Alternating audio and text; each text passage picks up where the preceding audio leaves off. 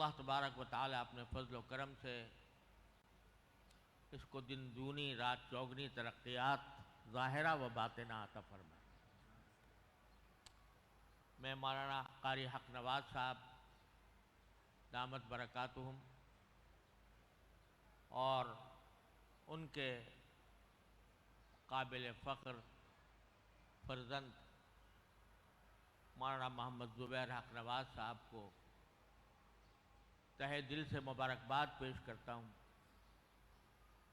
کہ ان کی جہد مسلسل سے اللہ تبارک و تعالیٰ نے اس جامعہ کو پاکستان کے نمایاں جامعات میں ایک معزز مقام عطا فرمایا، اور بڑی مسرت کی بات ہے کہ الحمدللہ یہاں کے فضلاء نے اور یہاں کے طلباء نے وفاق المدارس العربیہ کے امتحانات میں نمایاں پوزیشنیں حاصل کیں، اور اس اعتبار سے ہم سب کے لیے یہ قابل فخر جامعہ ہے۔ اللہ تبارک و تعالیٰ اس کو مزید ترقیات عطا فرمائیں، اور جو علم کا اصل مقصود ہے اللہ تبارک و تعالیٰ اس جامعہ کے ذریعے وہ حاصل فرمائیں اور اس کی توفیق عطا فرمائیں، اور یہاں سے اللہ والے علماء پیدا ہوں۔ علماء بہت ہوتے ہیں، لیکن ہمیں علم سے زیادہ اللہ جل جلالہ سے خاص تعلق رکھنے والوں کی ضرورت ہے،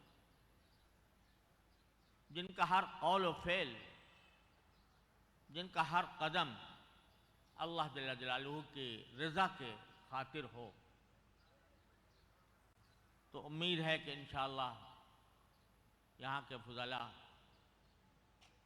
اس میدان کے اندر نہ صرف علمی بلکہ روحانی اور تعلق مع اللہ کی دولت سے فیضیاب ہوں گے، اور اپنی تعلیمات سے انشاءاللہ دنیا کو منور کریں گے۔ اس وقت مجھ سے فرمائش کی گئی ہے کہ میں صحیح بخاری کے آخری باب کی کچھ تشریح آپ حضرات کی خدمت میں پیش کروں۔ عزیز طالب علم نے یہ باب اور اس کی حدیث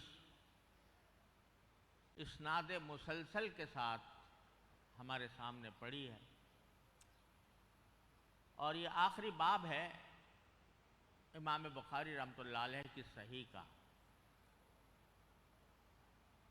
اگر اس کی مکمل تشریح اول سے آخر تک کی جائے اور اس کے پس منظر میں جو مسائل ہیں ان پر گفتگو کی جائے تو بہت طویل وقت چاہیے،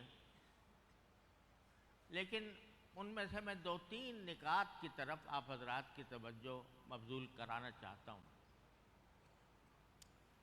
پہلی بات یہ ہے کہ یہ باب امام بخاری کے کتاب کے آخری حصے کی، یعنی کتاب التوحید کا ایک حصہ ہے، اور یہ امام بخاری رحمۃ اللہ علیہ کا ایک نرالا اسلوب ہے کہ عام طور سے جو کتابیں حدیث کی آپ نے پڑھی ہوں گی اور پڑھتے رہے ہیں، وہ آ کر عموماً کتاب المناقب پر ختم ہوتی ہیں، یا کسی نے کوئی اور موضوع اختیار کیا ہے۔ امام بخاری رحمۃ اللہ علیہ نے یہ ایک عجیب اسلوب اختیار فرمایا کہ کتاب الایمان شروع میں آئی تھی، بظاہر توحید کا تعلق کتاب الایمان سے تھا، لیکن امام بخاری رحمۃ اللہ علیہ نے کتاب الایمان الگ ذکر کی اور آخر میں خاتمہ کتاب التوحید پر کیا۔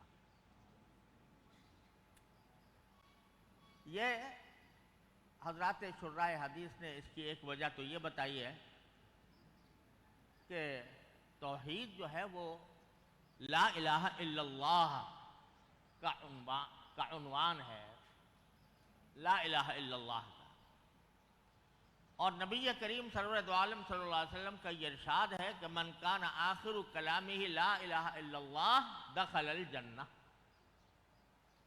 کہ اس کا آخری کلام، اپنی زندگی کا آخری کلام کلمہ لا الہ الا اللہ ہو، وہ جنت میں داخل ہوتا ہے۔ تو حضرات محدثین نے یہ فرمایا، شراح حدیث نے، کہ امام بخاری نے کتاب التوحید اس لیے آخر میں کی تاکہ آخر کلامہ لا الہ الا اللہ کی فضیلت میں داخل ہو جائے۔ لیکن اس کی ایک وجہ اور بھی ہے، اور وہ یہ کہ ایمان جو ہے وہ در حقیقت ایک طرف اللہ جل جلالہ اور نبی کریم سرور دو عالم صلی اللہ علیہ وسلم کی تعلیمات کا مجموعہ ہے جن کی اطاعت واجب ہے، اور دوسری طرف ایمان ہی کا تقاضا یہ ہے کہ جو تعلیمات یا جو عقائد اسلام کے خلاف ہوں ان سے بھی انسان براءت کا اظہار کرے۔ لا الہ الا اللہ، لا الہ میں نفی ہے تمام معبودوں کی، اور الا اللہ میں اس بات ہے صرف اللہ جل جلالہ کے معبود ہونے کا۔ تو ایمان صرف اس بات کا نام نہیں ہے بلکہ نفی کا بھی نام ہے۔ نفی یہ کہ جو غلط عقائد ہیں ان سے انسان براءت کا اظہار کرے۔ اسی لیے جب کوئی مسلمان ہو تو صرف کلمہ اشہد ان لا الہ الا اللہ محمد رسول اللہ کہہ کر بے شک مسلمان ہو جاتا ہے، لیکن اگر اس کا پہلے کوئی اور مذہب تھا، کوئی اور دین تھا، اس دین سے براءت کرنے کا اعلان بھی اسلام لانے کے لیے ضروری ہے۔ تو اللہ تبارک و تعالیٰ نے جہاں ہمیں عقائد صحیحہ سکھائے ہیں، وہاں عقائد باطلہ کی نفی بھی ہمارے ایمان کا جز ہے۔ تو اب اس ترتیب سے اگر آپ دیکھیں تو امام بخاری رحمۃ اللہ علیہ نے پہلے ایمان کا بیان فرمایا، ایمان کیا ہوتا ہے، ایمان کی حقیقت کیا ہے، اس کے شعبے کیا ہیں، وہ بیان فرمائے، اور پھر ایمان کے شعبوں کے تحت پھر طہارت سے لے کر آخر تک جتنے احکام شرعیہ نبی کریم سرور دو عالم صلی اللہ علیہ وسلم سے ثابت تھے وہ سارے کے سارے ذکر کر دیا۔ اب کہتے ہیں کہ یہ سارا تم نے پڑھ تو لیا، لیکن یاد رکھو کہ اس ایمان پر ڈاکے ڈالنے والے بھی بہت ہیں، اس ایمان کے غلط معنی بتانے والے بھی بہت ہیں، اس ایمان کے اور عقیدے کی خرابیاں لوگوں تک پہنچانے والے بھی بہت ہیں۔ لہذا کتاب التوحید قائم کر کے حضرت امام بخاری رحمۃ اللہ علیہ نے ان گمراہ فرقوں کی تردید اور نفی کی ہے جنہوں نے ایمان کے عقائد پر ڈاکے ڈالے تھے۔ اس میں معتزلہ تھے، اس میں جہمیہ تھے، اس میں کرامیہ تھے، اس میں قدریہ تھے، اس میں جبریہ تھے، جہمیہ تھے، یہ فرقے وجود میں آ گئے تھے اور انہوں نے ایمان کے اوپر ڈاکے ڈالنے شروع کیے تھے۔ اپنی طرف سے اپنی عقل کی بنیاد پر، اپنی سمجھ کی بنیاد پر ایمان کی اور اسلام کی وہ تصریحات شروع کی تھی کہ جن کا قرآن و حدیث میں سے کوئی تعلق نہیں تھا، لیکن تعویلات کرتے تھے، آیات میں تعویل، احادیث میں تعویل، اور امت کے جو مسلمہ عقائد ہیں ان کی خلاف ورزی۔ جس زمانے میں امام بخاری رحمۃ اللہ علیہ تشریف لائے ہیں تو ان عقائد کا اور ان افکار کا ڈنکا بجا ہوا تھا۔ امام بخاری رحمۃ اللہ علیہ کے استاد امام احمد بن حنبل رحمۃ اللہ علیہ وہ ان کے مقابلے کے لیے کھڑے ہوئے، کوڑے کھائے، قید و بند کی صعوبتیں برداشت کی، لیکن ایمان کا تحفظ کیا، عقائد کا تحفظ کیا اور ان سارے باطل فرقوں کی تردید فرمائی۔ تو ایک عالم کا صرف یہ کام نہیں ہے کہ وہ صرف اس بات کرے، بلکہ گمراہی کی نفی اور گمراہی کی تردید بھی ایک عالم کا فریضہ ہے۔ لیکن میں جو بات کہنا چاہتا ہوں اس میں جس زمانے کی یہ بات ہے امام احمد بن حنبل کی، ڈنکا بجا ہوا تھا معتزلہ کا، جہمیہ کا، اور یہاں تک کہ جو حکومت تھی وہ ان کے دام میں آ گئی تھی اور حکومت معتزلہ کے قائم ہو گئی تھی، اور جو آدمی صحیح عقیدے کا اظہار کرے اس کے لیے اس کے اوپر کوڑے برسائے جاتے تھے۔ حضرت امام احمد بن حنبل رحمۃ اللہ علیہ پر 17 کوڑے لگائے گئے، اور وہ کوڑا ایسا تھا، مورخین نے لکھا ہے کہ ایک کوڑا ایسا تھا کہ اگر ایک کوڑا کسی ہاتھی کے اوپر مار دیا جائے وہ بھی لگ جاتا تھا، ایسے کوڑے برسائے گئے 17، اور انہوں نے اس کو برداشت کیا، انہوں نے جیل کاٹی اور اس کو برداشت کر کے ان کا مقابلہ کیا۔ ڈنکا ایسا بجا ہوا تھا کہ علی بن مدینی جیسا محدث جو امام بخاری کے استاد ہیں وہ چھپ کر بیٹھ گئے تھے، اور ان سے کوئی کہتا تھا کہ آپ اسی طرح علانیہ جائیں جیسے کہ امام احمد بن حنبل اپنے عقائد کا اعلان کرتے ہیں، اس طرح آپ بھی جا کر تردید کریں۔ تو فرماتے تھے بھائی میں کوڑوں کا تحمل نہیں کر سکتا، تو اس لیے چھپ کر بیٹھ، امام بخاری کا استاد، لیکن یہ چھپ کر اس لیے بیٹھ گئے تھے کہ کم از کم کہیں باہر نکلوں گا تو کوئی سوال ہوگا، اور سوال کرنے کے نتیجے میں اگر حق کا اظہار کروں گا تو میرے لیے کوڑے ہیں، اور اگر میں حق کا اظہار نہیں کروں گا تو باطل کا ساتھ دے رہا ہوں گا، اس لیے بیٹھ گئے تھے۔ علی بن مدینی جیسا انسان جس کے بارے میں محدثین فرماتے ہیں کہ ان کے ایک درس میں صرف ایک درس میں 6000 دباتیں شمار کی گئیں، جو قلم سے لکھنے والے تھے طلبہ، ان کی سنی ہوئی حدیث ہے، 6000 دباتیں ان کے درس میں۔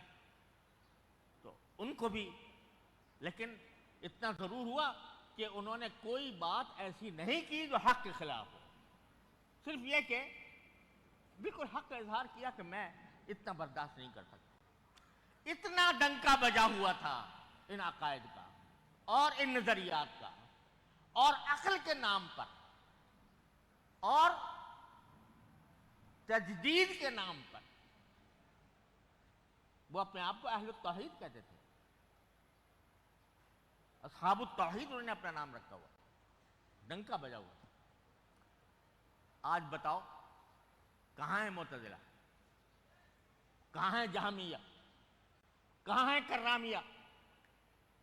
کون ہے جو ان کے عقائد کے آج یا ان کی باتوں کی تصدیق کرے یا اس کے دل پر اس کے دلائل کا اثر پڑے؟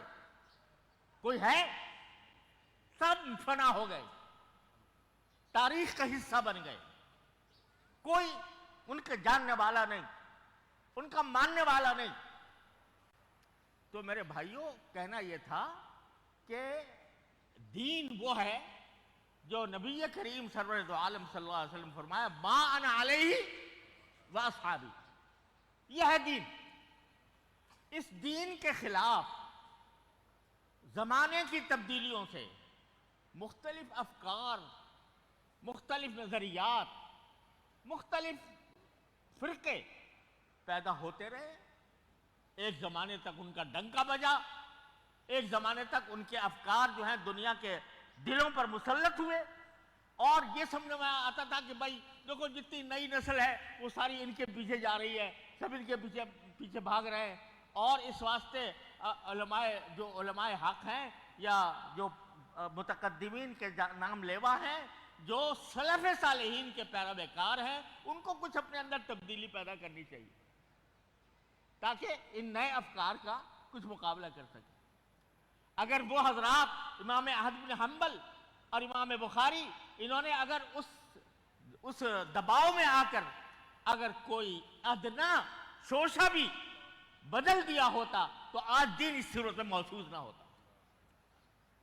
تو ہر دور میں ایسے لوگ پیدا ہوتے ہیں اور ان کا ڈنکا بجتا ہے، ان کے بارے میں کہا جاتا ہے بھئی بڑے مؤثر، ان کا کلام بڑا مؤثر ہے، لوگ ان کے پیچھے چل رہے ہیں، لوگ کہا جاتا ہے کہ یہ نئے افکار لے کر آئے ہیں اور نئے نظریات لے کر آئے ہیں، اور ان کے پیچھے چلنے والوں کی ایک فوج ہے جو ان کے پیچھے چل رہی ہے، اور یہ بیچارے پرانے لوگ سلف صالحین کے پیروکار یہ پیچھے رہ گئے ہیں اور وہ آگے بڑھ گئے ہیں۔ میرے بھائیوں، وہ جتنے آگے بڑھنے والے ہیں وہ بھی اسی طرح تاریخ کا حصہ بننے والے ہیں جیسے معتزلہ اور جہمیہ بنے تھے۔ لہذا کبھی اس بات سے مرعوب نہ ہونا کہ فلاں نظریہ جو ہے اس کا بڑا چرچا ہے، فلاں نظریہ بڑا پھیل رہا ہے، نوجوان نسل اس کی طرف جا رہی ہے، اس کے باتوں کے اندر بڑی تاثیر ہے، اس بات سے کبھی مرعوب نہ ہونا۔ یہ سارے نظریات، سارے افکار جو مان علیہ واصحابی کے خلاف ہے، سب مٹنے والے ہیں۔ ایک دن وہ بھی تاریخ کا حصہ بنیں گے جس طرح معتزلہ اور جہمیہ بن گئے۔ تو اس واسطے میں اس کتاب التوحید کو میں ایک سبق کے طور پر پڑھتا ہوں، سبق کے طور پر پڑھتا ہوں کہ دیکھو یہ سارے تھے، کہاں گئے؟ آج بھی ہمارے سامنے کیسے نظریات ہیں، کیسے افکار ہیں، کیسے لوگ آ رہے ہیں، نئی نئی باتیں کر رہے ہیں۔ بھائی اس میں بڑی جدت ہے، اس کے بیان میں بڑی جدت ہے، اس کے بیان میں بڑی تاثیر ہے، اس کی تحریر میں بڑی جان ہے۔ یہ لوگ جو ہیں وہ اس کے پیچھے چل رہے ہیں، ڈنکا بجا ہوا ہے۔ کن کے پاس؟ نو تعلیم یافتہ قوم جو ہے وہ ان کے پیچھے چل رہی ہے۔ تو میرے بھائیوں، جانے دو ان کے پیچھے، ہم تو اسی پر رہیں گے جو مان علیہ واصحابی کا پیغام ہے۔ یہ سب مٹ جائیں گے، سب فنا ہو جائیں گے اور تاریخ کا حصہ بنیں گے۔ میں تو معتزلہ جہمیہ کی بات کر رہا ہوں، پاکستان ہمارے بر صغیر کے اندر دیکھو، تاریخ پر نظر ڈالو تو ایک زمانے میں مشرقی صاحب چل رہے ہیں، ان کا ڈنکا بجا ہوا ہے، ان کی تحریریں پڑھی جا رہی ہیں، ان کے نظریات اپنائے جا رہے ہیں۔ جی آج کوئی جانتا ہے مشرقی صاحب کو؟ ان کی تحریر کوئی پڑھتا ہے؟ نہیں۔ تو غلام احمد پرویز صاحب تھے، ایک زمانے میں کہا جاتا تھا کہ بھائی علماء کے پاس ان کا توڑ نہیں ہے سوائے کفر کے فتوے کی۔ لیکن آج دیکھو کوئی پڑھتا ہے غلام احمد پرویز کی کتابیں؟ وہ کباڑیوں کے ہاں بک رہی ہیں۔ تو میرے بھائیوں، اپنے آپ کو مان علیہ واصحابی کا پیغام دینے والا بنو، اور کسی بھی ادھر ادھر کی تحریکوں سے، ادھر ادھر کے نظریات سے یہ نہ سمجھنا کہ اسلام میں آج ترمیم کی ضرورت پیش آ گئی ہے، اسلام کے ہمیں اپنے سلف صالحین کے طریقے سے بدلنے کی ضرورت پیش آ گئی ہے۔ کبھی دماغ میں یہ خیال نہ لانا۔ ان کا یہ جو پڑھائی جاتی ہے نا، لوگ کہتے ہیں بھئی معتزلہ کو اب کیا پڑھیں اور جہمیہ کو کیا پڑھیں؟ تو میں تو کہتا ہوں پڑھو، تاکہ پتہ چلے کہ کون کیا تھا اور کیا ہو گیا۔ تو ایک بات تو مجھے یہ کہنی تھی کتاب التوحید کے بارے میں۔ دوسری بات یہ کہ امام بخاری رحمۃ اللہ علیہ نے اپنی اس کتاب کو، اصل تو مقصود معتزلہ کی تردید ہی تھی، لیکن جو حدیث لائے یا جو باب لائے یا جس آیت سے آغاز فرمایا وہ وزن اعمال کی ہے. کیا کہ وَنَضَعُ الْمَوَازِينَ الْقِسْطَ لِيَوْمِ الْقِيَامَةِ فَلَا تُظْلَمُ نَفْسٌ شَيْئًا.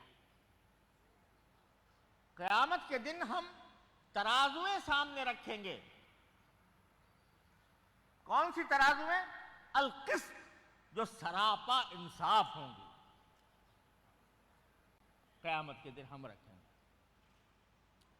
فَلَا تُظْلَمُ نَفْسٌ شَيْئًا، تو کسی انسان پر کوئی ظلم نہیں ہوگا. سب کے اعمال نامے دیکھ لیے جائیں گے اور اس وقت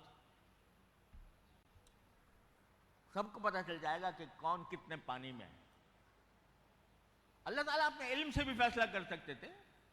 اللہ تعالیٰ کو معلوم ہے کس کا کیا عمل ہے، تو اس کے مطابق فیصلہ کر سکتے تھے.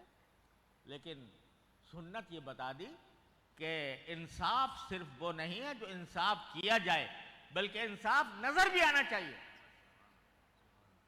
لہذا موازین ترازویں قائم ہوں، اس میں وزن کیا جائے گا. تو امام بخاری رحمۃ اللہ علیہ آخر میں ہمیں یہ پیغام دینا چاہتے ہیں کہ اللہ کے بندو، سب کچھ پڑھ تو لیا، عقائد بھی پڑھ لیے، عبادات بھی پڑھ لی، معاملات بھی پڑھ لیے، معاشرت کے احکام بھی پڑھ لیے، اخلاق کے احکام بھی پڑھ لیے، اور جو باطل لوگ تھے ان کی تردید بھی کر لی. لیکن اب دیکھنا یہ ہے ہر ایک آدمی کو کہ جب اس کا نام اعمال پیش ہوگا، ترازویں قائم ہوں گی، اس میں جب تمہارا عمل کتنا وزن رکھے. صرف اتنی بات نہیں کہ لمبی چوڑی تحقیقات کر لیں، لمبی چوڑی تحقیقات کے ذریعے علوم کے دریا بہا دیے، سب کچھ بہا دیے، لیکن جب تک وزن نہ ہو کسی عمل میں، اس وقت تک اس عمل کا کوئی فائدہ نہیں.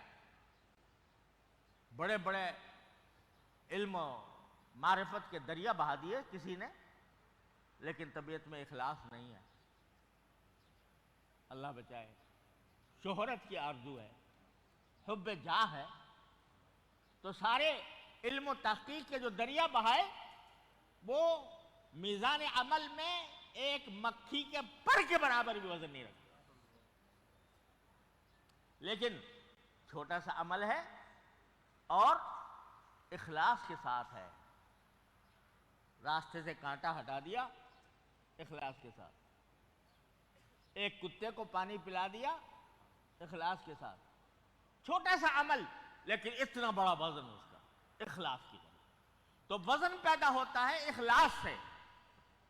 اگر میں یہ کہوں تو شاید بیجا نہ ہو کہ امام بخاری یہ فرماتے ہیں کہ اگر وزن پیدا کرنا ہے اپنے اعمال کے اندر تو میری پہلی حدیث پڑھ لو، انما الاعمال بالنیات.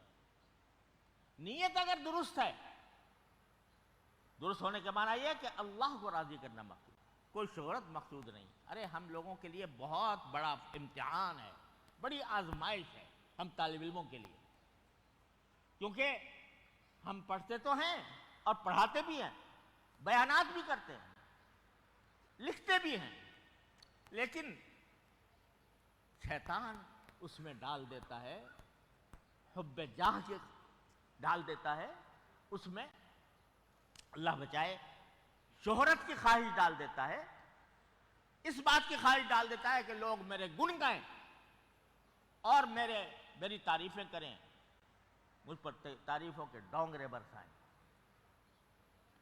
اللہ تعالیٰ اپنی رحمت سے حفاظت فرمائے. تو امام بخاری اسی طرف توجہ دلا کہ اب تم عالم بن کے جا رہے ہو. مجھے تو ایسا لگتا ہے اللہ تعالیٰ نے ان کے اوپر منکشف فرمایا ہوگا کہ میری آخری حدیث پڑھ کے لوگ عالم بنا کریں گے، اور ان کے اوپر ان کو دستار پہنائی جایا کرے گی، اس کے بعد لوگ علماء کہلائیں گے. تو کہہ رہے ہیں ارے اللہ کے بندو، عالم بن کر جا رہے ہو، پہلے اپنے دل کا جائزہ لے لو. یہاں سے جا کر پڑھاؤ گے، یہاں سے جا کر بیانات کرو گے، یہاں سے جا کر کتابیں لکھو گے، سب کچھ کرو گے، لیکن یہ نہ بھولنا کہ یہ سارے اعمال وزن ہوں گے، اور ان کا وزن اخلاص سے ہوگا، اللہ تعالیٰ کی رضا جوئی سے ہوگا، اللہ تبارک و تعالیٰ کے ساتھ تعلق قائم کرنے سے ہوگا. محض علمی طور پر علمی طور کے اوپر بحثیں کرنے سے نہیں ہوگا۔ اس لیے دوسرا نقطہ یہ ہے کہ یہ امام بخاری کا پیغام ہے، اور یہ پیغام اگر دیکھا جائے تو ساری کتاب پر بھاری ہے،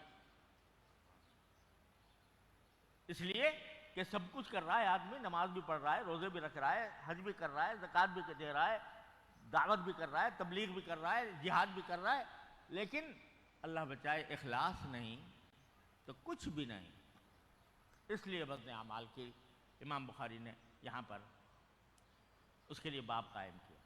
پھر عجیب بات ہے، آگے امام بخاری فرماتے ہیں کہ وَأَنَّ أَعْمَالَ وَبَنِي آدَمَ وَقَوْلَهُمْ يُوزَنُ، اعمال بھی تولے جائیں گے اور قول بھی تولا جائے گا۔ تو مولویوں، تم مولوی بن کے جا رہے ہو تو تمہارے اعمال بھی تلیں گے اور تمہارے اقوال بھی تلیں گے۔ قول زبان سے نکلنے والا یہ بھی تلے گا۔ تو اب تمہاری یہ نہیں ہے کہ جو بات منہ میں آیا نکال دی، اور ایسا نہیں ہے کہ اب جس طرح پہلے تم اپنی زبان کو بے قابو رکھے ہوئے تھے کہ وہ کیسی کی طرح چل رہی ہے اور پتہ نہیں ہے کہ میں اس کی یہ مجھے جنت میں لے جائے گی یا جہنم میں لے جائے گی۔ اب تمہیں اپنے قول پر پہرا بٹھانا ہوگا کہ جو میں قول کہہ رہا ہوں یہ مجھے جنت میں لے جانے والا ہے یا جہنم میں لے جانے والا ہے۔ حضرت امام شافعی رحمۃ اللہ علیہ فرماتے ہیں سے کسی نے پوچھا کہ حضرت، ہم جب کبھی آپ سے کوئی بات پوچھتے ہیں یا کوئی سوال کرتے ہیں تو ہم نے دیکھا تھوڑی دیر آپ خاموش ہوتے ہیں پھر جواب دیتے ہیں، خاموش ہو کے کیا کرتے ہیں آپ؟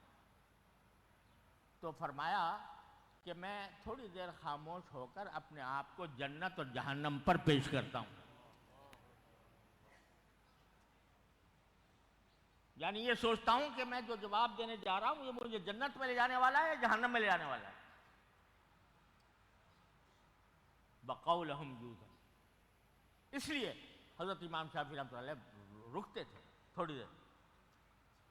تو امام بخاری رحمۃ اللہ علیہ فرما رہے ہیں اللہ کے بندو، اب تمہارے قول کا زمانہ آ رہا ہے، پڑھاؤ گے تو قول، بیان کرو گے تو قول، لکھو گے تو قول۔ اب وہ تمہارا قول جچا تلا ہونا چاہیے، جچا تلا ہونا چاہیے، ایسا نہ ہو کہ جو منہ میں آیا بک گئے۔ اللہ تعالیٰ نے قرآن کریم کے اندر بتایا کہ دعوت کس طرح دی جاتی ہے، مخالفین کا مقابلہ کس طرح کیا جاتا ہے۔ فرعون کے پاس موسیٰ علیہ السلام، ہارون علیہ السلام کو بھیجا جا رہا ہے۔ کون فرعون؟ جو خدائی کا دعوے دار۔ اس سے کیا کہا اللہ تعالیٰ نے؟ قولا لہو قولا لینا۔ میرے والد ماجد رحمۃ اللہ علیہ فرمایا کرتے تھے، اللہ تعالیٰ ان کے درجات بلند فرمائے، کہ آج تم موسیٰ علیہ السلام سے بڑے مصلح نہیں ہو سکتے، اور تمہارا مخالف فرعون سے بڑا گمراہ نہیں ہو سکتا، اور اس کے بارے میں کہا جا رہا ہے کہ ان سے جا کے بات کرو تو نرمی سے کرنا۔ کیوں کہ نرمی سے کرنا؟ لعلہ یتذکر او یخشی، شاید وہ نصیحت مان لے، شاید وہ اس کے دل میں خدا کا خوف پیدا ہو جائے۔ حالانکہ اللہ تبارک و تعالیٰ کے تو علم ازلی میں تھا کہ ایمان لانے والا نہیں ہے، یہ نصیحت قبول نہیں کرے گا، اس کے دل میں خدا کا خوف بھی نہیں آئے گا، اللہ تعالیٰ جانتے تھے۔ لیکن یہ فرمایا لعلہ یتذکر و یخشی کہ ایک داعی کے دل میں، ایک مبلغ کے دل میں یہ امید ہونی چاہیے کہ میں جو بات کہہ رہا ہوں یہ شاید اس کے دل میں اتر جائے، اس انداز سے کہنی چاہیے، اس امید کے ساتھ کہنی چاہیے، لعلہ یتذکر و یخشی۔ آج دیکھو ہماری زبانیں کس طرح چل رہی ہیں، کوئی ذرا سا مخالف ہو اور اس کے بارے میں کس طرح زبانیں دراز ہوتی ہیں، کس طرح اس کی تذلیل کی جاتی ہے، کس طرح اس کی تحقیر کی جاتی ہے۔ یہ کوئی پیغمبرانہ دعوت نہیں ہے، یہ نفسانی دعوت ہے، یہ نفسانی دعوت ہے۔ پیغمبر تو وہ ہے جسے کہا جا رہا ہے کہ یا قوم انا نراک فی صفاحۃ وانا لنظنک من الکاذبین. پیغمبر سے کہا جا رہا ہے تمہیں ہم بیوقوف جانتے ہیں اور جھوٹے ہو تم. آج کا آدمی ہو تو کہتا ہے تو بیوقوف، تیرا باپ بیوقوف، تیرا دادا بیوقوف. لیکن پیغمبر کیا کہتا ہے؟ یا قوم لیس بی صفاحۃ ولکنی رسول من رب العالمین. تو قولہم یوزن. اب تم جا رہے ہو مولوی بن کر، عالم بن کر، تو تمہارے قول کو وزن کیا جائے گا. تو بولنے سے پہلے خود جانچ لیا کرو، بولنے سے پہلے خود وزن کر لیا کرو کہ باقی میں جو بات کہنے جا رہا ہوں وہ نامہ اعمال میں وزن رکھے گی یا اس کا وزن ہلکا ہوگا، منخفت موازینوں میں داخل ہو جائے گا. وقولہم یوزن. تو دوسری بات بھائی یہ ہے، دوسری بات جو میں عرض کرنا چاہ رہا تھا، اللہ تعالی ہم سب کو اس پہ عمل کی توفیق عطا فرمائے. پھر آگے جو حدیث روایت فرمائی، کلمتان حبیبتان الرحمن خفیفتان علی اللسان ثقیلتان فی المیزان. یہ حدیث میں سبحان اللہ وبحمدہ سبحان اللہ العظیم کو فرمایا کہ دو کلمے ایسے ہیں جو رحمان کو محبوب ہیں، میزان عمل میں زبان پر ہلکے ہیں اور میزان عمل میں بھاری ہیں. اس سے جو سبق مل رہا ہے وہ یہ کہ زبان پر ہلکا ہونا یا زبان پر بھاری ہونا، اس سے فرق نہیں پڑتا. زبان پر ہلکا ہو کیا معنی کہ زبان آدمی کی وہ جوشیلی ہو اور زبان ایسی ہو کہ جس کی طرف طبیعت مائل ہوتی ہو، جن الفاظ کی طرف طبیعت مائل ہوتی ہو. خفیفتان علی اللسان تو وہ ثقیل ہو. لیکن اگر اس میں اخلاص کا وزن نہیں ہے تو وہ ہلکا ہے. اور ایک چھوٹا سا کلمہ ہے سبحان اللہ وبحمدہ سبحان اللہ العظیم، چھوٹا سا ہے، زبان کے اوپر ہلکا ہے، لیکن میزان عمل میں اس کا وزن بہت زیادہ ہے اگر بندہ اخلاص کے ساتھ اس کو پڑھے. سبحان اللہ وبحمدہ سبحان اللہ العظیم. اور یہ کلمہ ایسا ہے، اللہ تبارک و تعالی ہمیں اس کا مطلب بھی سمجھنے کی توفیق عطا فرمائے. اور حدیث میں آتا ہے کہ جو بندہ دن میں 100 مرتبہ یہ کلمہ پڑھے تو اس کے گناہ اگر پہاڑ کے برابر بھی ہوں تو اللہ تعالیٰ اس کو مغفرت فرما دے. چھوٹا سا کلمہ ہے لیکن اتنا بڑا وزن ہے اس کا.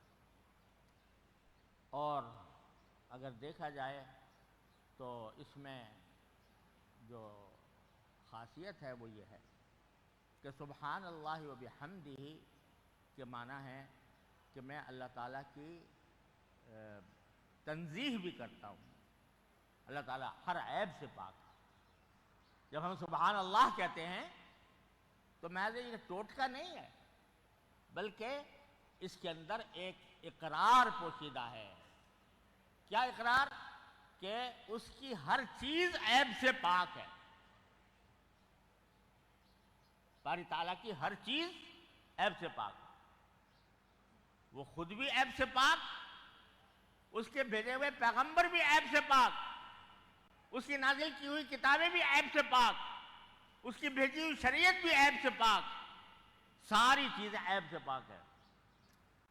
بحمدہ، اور ساتھ میں میں اس کی تعریف کرتا ہوں، یعنی اس کے سارے کمالات اللہ جل جلالہ کی ذات میں جمع ہیں، اس کی میں تعریف کرتا ہوں.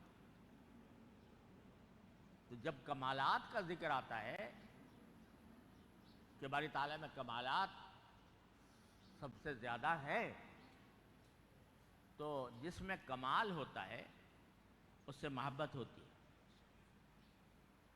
ہمارے حضرت تھانوی رحمۃ اللہ علیہ فرمایا کرتے تھے کہ محبت کسی کے کمال کی وجہ سے ہوتی ہے، کسی کے جمال کی وجہ سے ہوتی ہے، کسی کے منال کی وجہ سے ہوتی ہے.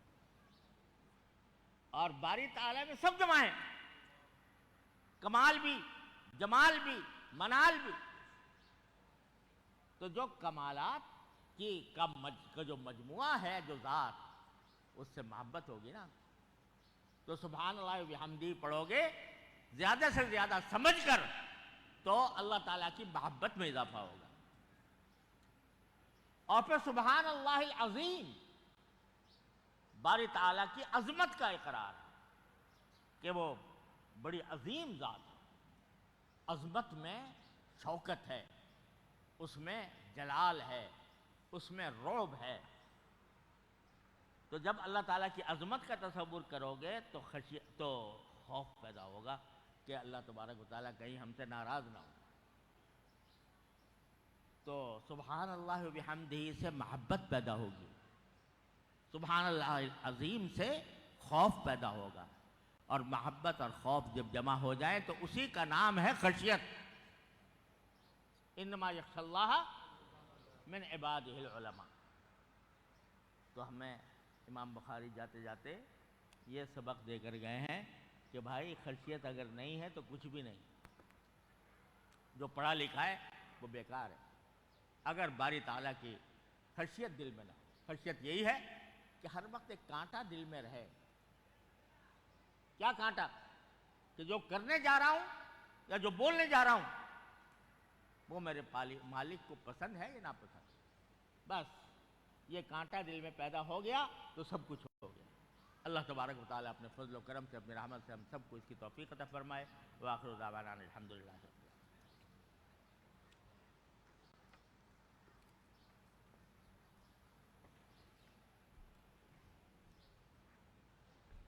اب حضرت والا دامت برکاتہم العالیہ سے ایک درخواست یہ ہے کہ وہ یہاں کے اساتذہ کرام نے بھی اجتماعی طور پر یہ درخواست کی ہے، اور طلباء کی بھی یہ چاہت ہے کہ حضرت اجازت حدیث عطا فرمائیں گے.